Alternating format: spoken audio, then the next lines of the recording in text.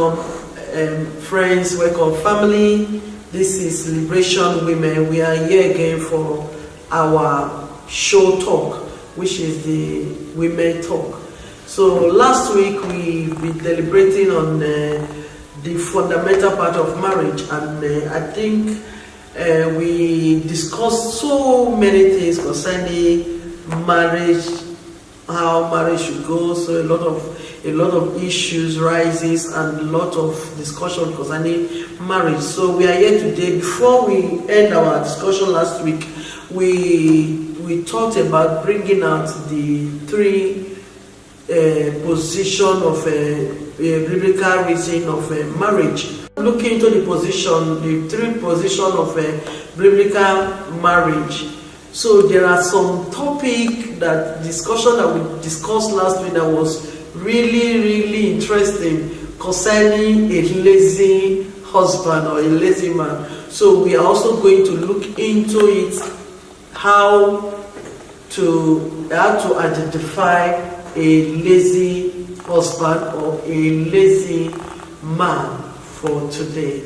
I'm Mrs. Blessing Emeka Nwankwo. Here with me is Deaconess Festus Juliana, and on my left side we have Lady Bex. So viewers, thank you very much for tuning in. God bless you. Please don't forget, leave your comment always. Your comment will help us in this program. Through your comment, we are going to know what we are doing, if we are really giving you the best, or you enjoy our talk show. So I would like you all, please leave your comment below the session. Tell us what you think. If we are not doing well, still tell us. You have the best opinion to you. So give us your opinion. We are not going to judge you. We are not going to condemn you. Rather, your opinion will make us bring out the best. Thank you very much. So last week we talked about so many things, how marriage, the fundamental part of the marriage, what the Bible talks about the marriage of Christians. So we look at the Bible, whereby the Bible defines marriage as a covenant, and it was taken from the book of I think Malachi chapter 2 verse 14, where Bible explained that marriage is holy and is a covenant thing between two people. So today, the three positions of biblical marriage that we are going to talk a little today is that there are three commonly held beliefs about what constitutes a marriage in the eyes of God. Okay, what constitutes in the eyes of God? What God wants in marriage? The biblical marriage, what God, in the eyes of God, what I think that God wants us to look into marriage is: one, the couple is married in the eyes of God after they have participated in a formal religious wedding ceremony. So when two people come together, which means if they want to become an husband and wife, which means there must be a religious participant of a wedding. So it not depends the type of kind of wedding, because in this religion time there are white men wedding, there are traditional wedding. I believe in Africa before I go through, we do white wedding, we do traditional wedding. Is it right we do white wedding, do traditional wedding? Because I think white wedding belongs to the white people. Why do we Africans, we always want to, after white traditional marriage, we still go back to the white wedding? Does it mean that when we do traditional marriage, we've not married, or what? No, if you do traditional marriage, you don't marry. We don't marry? Yes, they are done everything, you don't marry. Yeah. So when we do traditional marriage, which means we've married, which means, is it necessary to still do white wedding? Because I know many of us, we did it. Maybe if we like. Okay. We do it. Okay, if we like, we do it. and if we don't like, we don't do it. So far they don't pay you, they don't marry you, Yeah. they don't pay your dowry. Dowry is important. Okay. Because if they don't pay your dowry, they don't marry you. Okay. Okay, which means the dowry is the main issue there. Yes. That is our own traditional marriage. Yeah. So going to the white wedding side, Yeah. I think really is not really necessary. It's not necessary. The only thing that I believe that is necessary after the traditional wedding, you can go to court and do the other one. Finish. Okay, Because if you do the traditional wedding, you can go to court to do the other one. Why would you go to court to do the other one? You know, the court marriage is about the law that govern the country, the pen of the country you have. Okay. You understand? Then Nigeria they do it too. You understand? I think for me, after doing the traditional wedding, you go to do the white wedding. It's like you are doing two marriages, double marriage. You understand? That is double.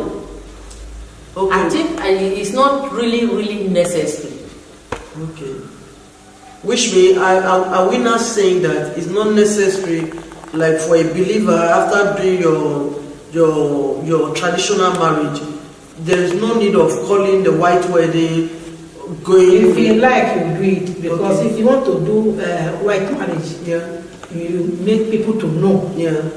Look, you say yes, they'll marry you with, for church.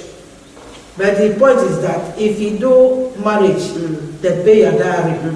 After that one, if you carry your husband go court marriage, no do court marriage. That one, the two important, not very important inside it. Traditional and the court marriage. Finish. Because the white wedding, you know, the time when there was no Christianity in Africa, we don't even know what is called white wedding. It's like we are copying the white people. You understand? We are copying the white people because that is their own tradition too.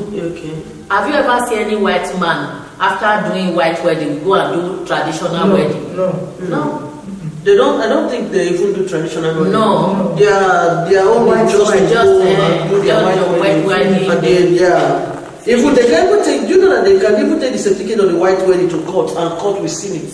I've seen some people like that. They do white wedding in the church. They take the certificate to court because they does it and say it's legalized. Yes. That court marriage is important. Court marriage and traditional marriage is important. Pay your dad, don't stay there for complete. Come see mama, see papa, they don't pay your dad. That will not be marriage. If you carry money, I don't pay. They collect my wife. So again. Wow. Bless everybody. Okay.